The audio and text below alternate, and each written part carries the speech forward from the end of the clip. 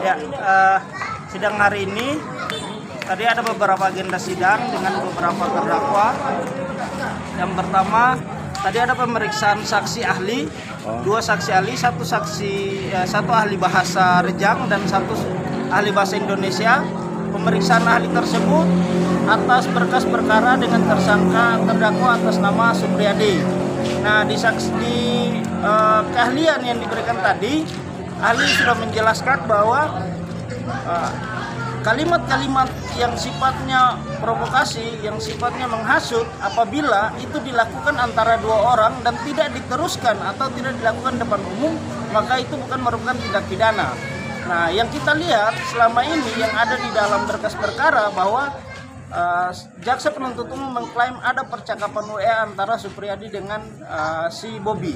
Nah, percakapan WA tersebut itu diduga oleh jaksa mengandung unsur-unsur yang merupakan suatu unsur pidana, dalam hal ini penghasutan. Tetapi tadi ahli sudah mengatakan bahwa apabila itu dilakukan hanya berdua, maka itu bukan merupakan unsur tindak pidana, kecuali itu dilakukan atau disebarkan di depan orang banyak, maka bisa dikatakan melanggar pidana. Nah, artinya dari sini sudah jelas percakapan Bobby dengan Pak Supriyadi yang diklaim oleh jaksa penuntut umum ada dalam BAP, ya, itu dilakukan secara pribadi dan tanggalnya pun ada yang tanggal 19, sementara aksi demo dilakukan pada tanggal 28. Nah, tanggal-tanggal yang lain itu juga berbeda. Kita belum melihat secara jelas berkasnya, forensiknya seperti apa, karena tadi ahli memberikan kesaksian kalau saya tidak salah ingat sekitar bulan Maret tanggal 13 atau tanggal 14, sementara tidak salah ingat juga kemarin hakim membacakan hasil forensik lab yang dilakukan oleh Kemeninfo itu adalah tanggal 22 Juli. Artinya WA yang ditunjukkan kepada ahli itu dilakukan tanpa forensik. Setelah itu baru dilakukan forensik. Sementara kalau kita lihat hal-hal seperti itu dilakukan untuk menentukan apakah ada tindak pidana atau tidak, ada tersangka atau tidak. Sementara Pak Supriyadi sendiri sudah ditetapkan tersangka pada tanggal 28 Januari yang lalu.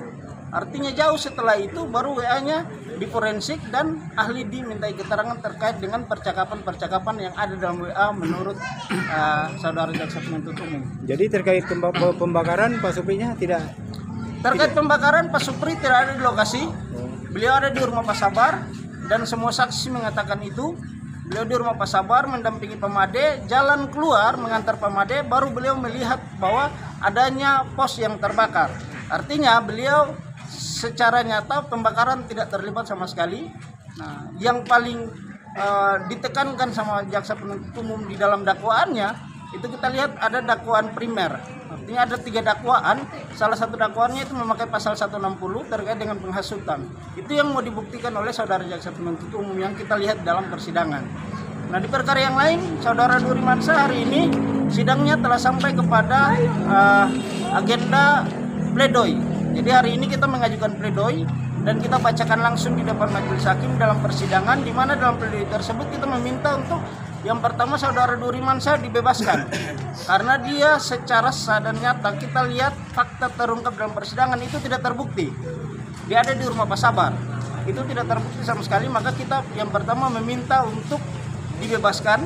Yang kedua memulihkan hak dan martabatnya baik di depan hukum atau lainnya. Jadi itu agendanya. Yang lain tadi pemeriksaan terdakwa seperti biasa, tetapi pada intinya bahwa pada kasus berkas perkara Pak Supriyadi itu kita masih mempertanyakan terkait dengan percakapan WA-nya, karena sampai hari ini percakapan WA itu cuma dalam bentuk tulisan tetapi tidak ditunjukkan kepada kita. Seperti apa percakapan WA-nya, forensiknya bagaimana, itu belum ditunjukkan. Mungkin itu. Jadi agenda berikutnya apa ini? Sidangnya kapan? Agenda berikutnya sidang karena tadi kalau untuk Durimansyah karena tadi kita meminta untuk dibebaskan, maka secara hukum jaksa harus mengajukan replik. Replik akan diajukan hari Kamis dan pada hari itu juga kita akan mengajukan duplik dan telah diagendakan tanggal 27 itu putusan Durimansyah. Nah, untuk saksi Supriyadi agenda minggu depannya kita akan menghadirkan saksi Adi Carge, dan untuk perkara yang lain agenda kedepannya itu adalah tuntutan. Oke, terima kasih Pak Leng. Baik.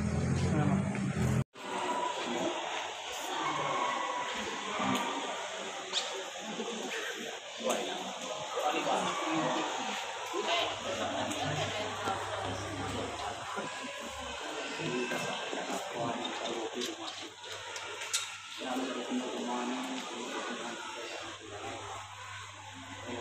itu sudah tidak berlaku. Oh, begitu tujuannya Ibu sana Bu Iya.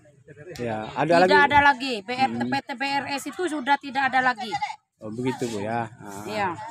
Jadi tujuannya demo ke sana kemarin untuk mempertanyakan legalitas gitu ya Bu ya. Iya. Tiba-tiba ditahan ya Bu ya. Iya. Apa Bu harapan kembalinya Bu? Harapan kami masyarakat semoga PT BRS balik ke masyarakat. Oh itu ya Bu ya, nggak mau lagi ya Bu. Tidak mau lagi dan juga suami kami Selamat secepatnya siang keluar. Pak Sukanda, Pak Saparian. Apa kegiatan kita hari ini di pengadilan ya Pak? Ya, kegiatan kita pada hari ini untuk mengikuti sidang dari 14 orang yang diduga pembakaran di lokasi PT BRS. Ini semua berapa orang? Ini warga-warga ini semua yang keluarganya yang ditahan di pengadilan ya Pak? Bukan hanya keluarga yang ditahan di pengadilan, ini bahkan merangkap kepada masyarakat 11 desa penuntut tanah adat dan wilayah. Oh iya. Sudah berapa kali ini sidangnya di pengadilan ini Pak?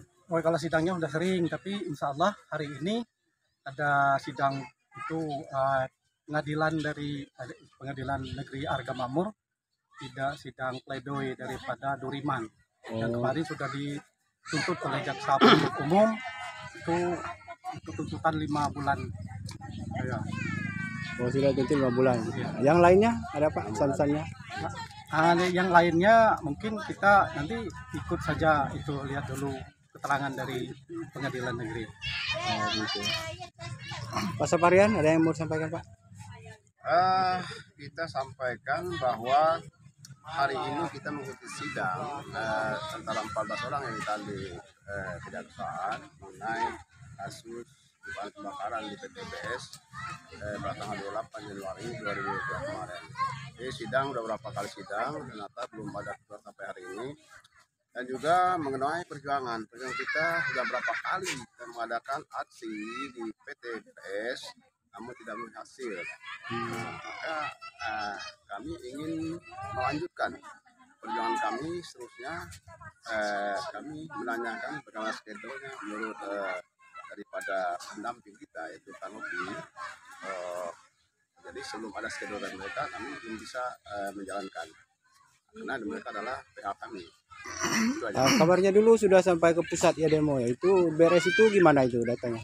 Dulu sudah berapa kali ada beberapa rekan kami ke Jakarta ke MDR menanyakan mengenai legalitas PT BRS. Ternyata PT BRS tidak punya surat izin ataupun HGU. Jangankan HGU, daftarnya aja nggak ada di MDR. Yang ada cuma Perda Singgah yang sudah mati HGU 2018. Oh begitu. Tidak ada daftarnya di sana beres. Yang nggak ada. Itu tahu kami. Oke Pak Saparian.